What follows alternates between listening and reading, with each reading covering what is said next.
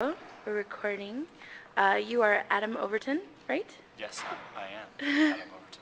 And you're from Los Angeles? Mm-hmm. Okay. And you're presenting pieces at the Composer Symposium, including this one, which we just saw, which was Time After Time After, right? Yep. What inspired the piece? I think a long time ago, I was making some computer sound stuff, and I was using some Chet Baker recordings, and there's one particular song with him singing time after time, just like, and he has the rest of the verse, but he says that one statement like 5 or 6 times, and I remember taking that, just clipping that out, and then writing a computer program to just play through those one after the other in every different combination. So it's just this time after time after time after, and they're all slightly different. And I used to just put that on loop while I was doing my dishes and stuff. Mm-hmm. And then, so that's not exactly where this piece came from, but I think I was interested in people's internal time, and the old saying, someone marching to their own drummer, and I wanted something nice and simple and portable, just clapping and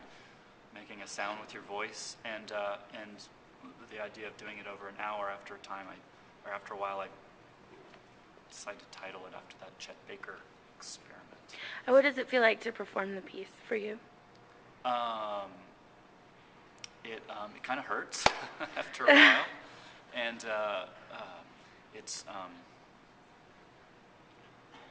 I don't know. It goes between being kind of peaceful and wide and open to being kind of like neurotic and counting and specific to being kind of, just kind of annoyed that I still have to be there, to back to being kind of like interested in the sounds and the weird things that are going on with people, paying attention, and the people around ignoring it, and it's just kind of I go in and out of myself and into the space.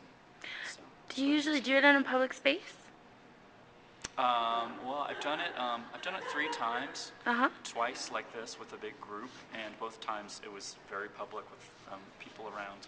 I did it one other time as a solo for a show that wasn't that the place, their email listserv broke down that day, so they didn't publicize it, and so it was like for an audience of 2, and it was just as fine. It was just as. And it was just you. Well, and there was another person performing a piece simultaneously, and so it was very interesting. I'm actually would be interested in doing it just as like a duo or something like that, as well as having lots of people do it. So.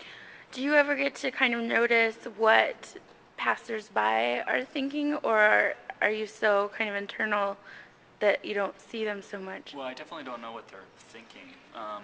Or I guess what their reactions are. But I definitely, for me, I enjoy kind of just noticing what's happening in the space, because that's, in a public space like this, there's enough going on, and there's enough space in between claps and sounds that the presence of the people in it, or the sounds in the space of the air conditioning or the neon or whatever, and the buzzing, all of that kind of becomes part of it. So I tend to be a little aware of what the general hubbub of the space is. Now, you also composed the piece that was performed on Saturday, right? Yeah, at the Peace and Justice Center. What's that piece called? It's called For Electric Bassists. And can you describe it a little bit? Yeah,